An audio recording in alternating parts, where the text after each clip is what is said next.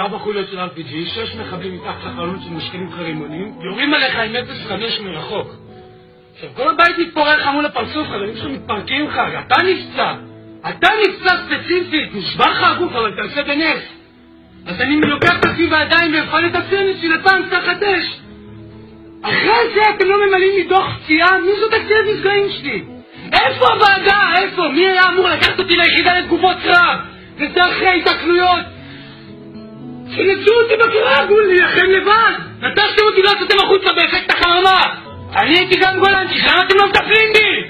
אני הרגתי בשבילכם בידיים האלה, אתם אומרים חבלים דם על הידיים? אני הרגתי בשבילכם יותר מ-40 איש. רצחתי! אז מה אתם פה היום 9 שנים אין לי 1%?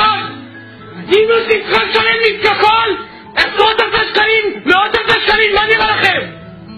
פה ככה זה עומד? אמא ששימה לי את הבית חולים של הפציעה בעזה. אתם טבעתם את אמא שלי.